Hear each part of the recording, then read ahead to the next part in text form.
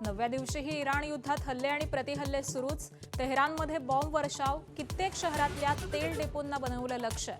लेबनॉनमध्ये रात्री उशिराच्या हल्ल्यात 45 ठार. इराण विरुद्ध अमेरिका युद्धामुळे भारतामध्ये मोठे परिणाम. घरगुती आणि व्यावसायिक गॅसच्या किमतीचा भडका. सोमवारी हॉटेल चालकांची बैठक. खाद्यपदार्थ महागण्याची शक्यता.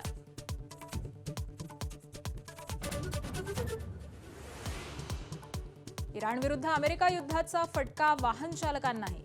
सीएनजीचा तुटवडा निर्माण झाल्यानं जनता मेटाकुटीला. पेट्रोल पंपावरती भल्या मोठ्या रांगा. तर प्रवासी वाहतूक देखील महागण्याची शक्यता. अजित पवार यांच्या अपघाती निधनानंतर उद्या जय पवार पत्रकार परिषद घेणार. जय पवारांच्या भूमिकेकडे लक्ष. तर चौकशीच्या संपूर्ण अहवालाची प्रतीक्षा. अपघाताबाबत सुनेत्रा पवारांची सावध भूमिका.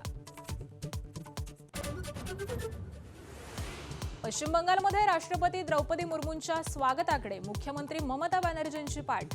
पंतप्रधान मोदींचा ममतांवर प्रहार. बंगाल सरकारनं सर्व मर्यादा ओलांडल्याची टीका.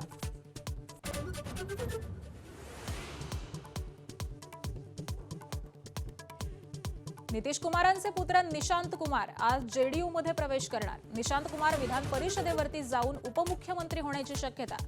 पक्षाकडून मात्र सरकार नितीश कुमारांच्या मार्गदर्शनाखाली चालेल असं स्पष्टीकरण. मध्य रेल्वेच्या माटुंगा ते मुलुंड आणि हार्बर मार्गावरती कुर्ला ते वाशी दरम्यान आज मेगा ब्लॉक. तर पश्चिम रेल्वेवरती माहीम ते सांताक्रूज दरम्यान मध्यरात्री ब्लॉक घेण्यात येणार.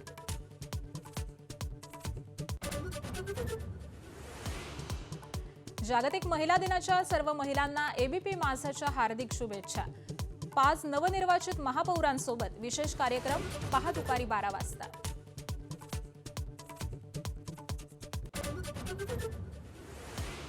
भारत आणि न्यूझीलंडमध्ये आज T20 वर्ल्ड कपची फायनल. मायदेशात खेळणाऱ्या भारताचं पारडं जड, पण न्यूझीलंडची ही टीम तगडी. वर्ल्ड कपमध्ये न्यूझीलंडकडून भारताचा आतापर्यंत 3 वेळा पराभव.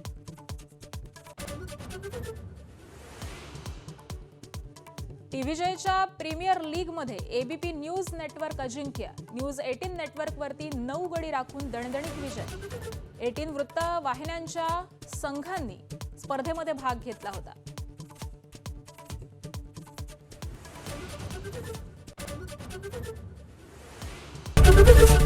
एबीपी माझा, उघडा डोळे बघा नीट.